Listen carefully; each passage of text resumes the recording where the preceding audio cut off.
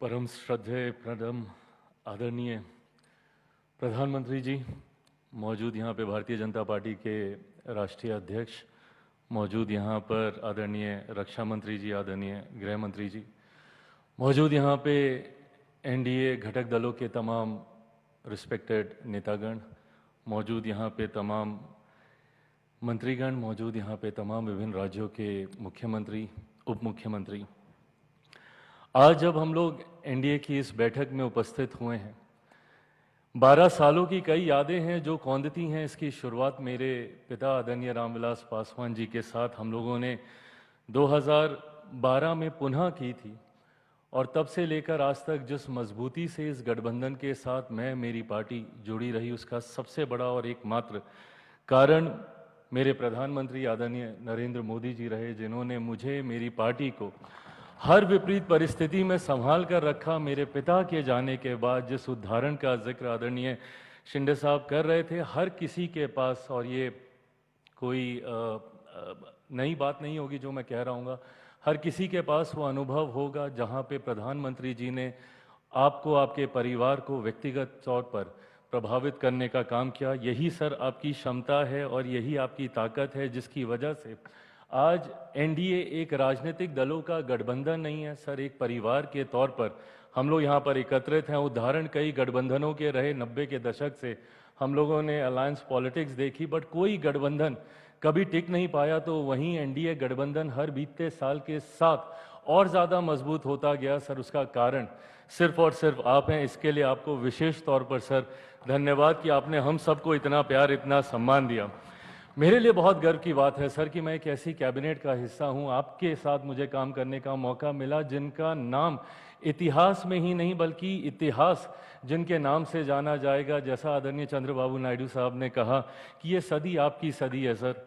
पिछले 25 साल से निरंतरता में हेड ऑफ द गवर्नमेंट के तौर पर आपका कार्यकाल, आज हम लोग जिस दिन यहाँ पर एकत्रित हुए हैं, आज देश के सबसे ज़्यादा लॉन्गेस्ट सर्विंग प्राइम मिनिस्टर के तौर पर सर, ये ख्याति सिर्फ आपकी ख्याति नहीं सर, करोड़ों उन लोगों की ये ख्याति है जिन्होंने आपके ऊपर निरंतरता में विश्वास किया। और यही कारण है सर कि आज जब आपके निर्णय देश की बड़ी आबादी को प्रभावित करते हैं तो लोगों का विश्वास आप पे बढ़ता है। आपने पिछले 12 सालों में हमारी सीमाओं को आपने सुरक्षित रखा सर, भले वो एयर स्ट्राइक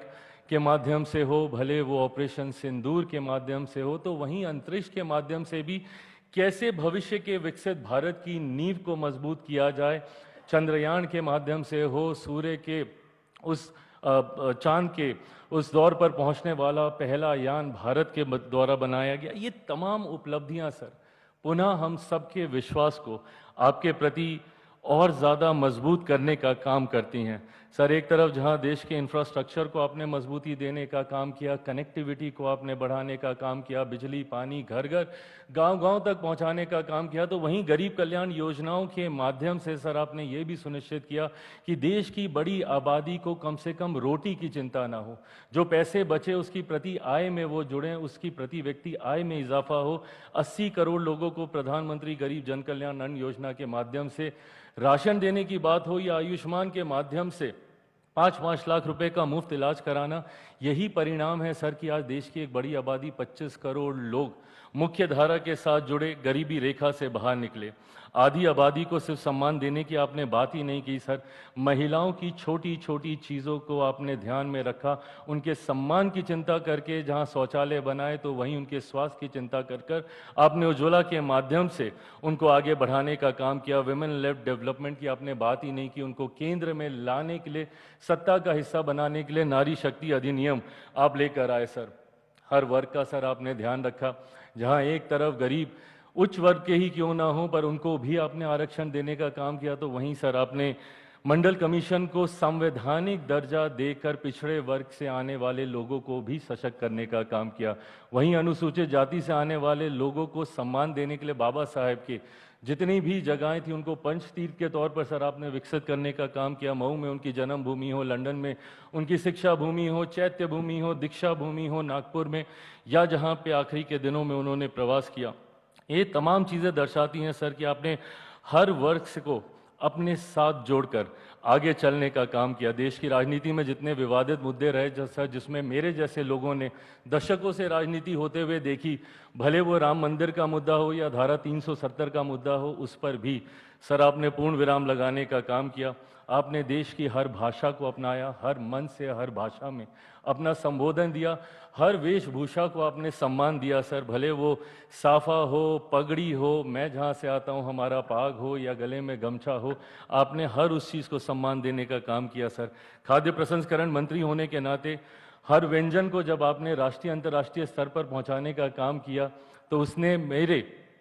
कार्य को आसान किया। आपके सपने को भारत एक ग्लोबल फूड बास्केट बने, उसके लिए सर आपने हर उस व्यंजन को सम्मान दिया। झाल मूढ़ी हो सर या हमारे यहाँ का मखाना हो, मखाना बोर्ड भी आपने बनाया, श्री अन्न हो सर या सी बकथॉर्न हो, ये तमाम चीज़ों को सर आपने राष्ट्रीय अंतर्राष्ट्रीय पहचान दिलाने का काम किया। मैं सर एक बिहारी होने के नाते ये ज़रूर कहूँगा कि आपने जिस तरीके से मेरे राज्य को हाथ पकड़कर मुख्य धारा के साथ जोड़ने का काम किया, लाखों करोड़ों की परियोजनाओं को न सिर्फ आपने उसका शिलान्यास किया बल्कि आपने उसका उद्घाटन भी करने का काम किया। आज मेरा बिहार धीरे धीरे मुख्य धारा के साथ जोड़ रहा है, उसका कारण आप हैं सर। एक बार फिर से मैं अपनी तरफ से अपनी पार्टी लोक जनशक्ति पार्टी रामविलास की तरफ से आपके द्वारा किए गए देश समर्पित हर एक कार्य को नमन करता हूं और इस बात को शायद मैं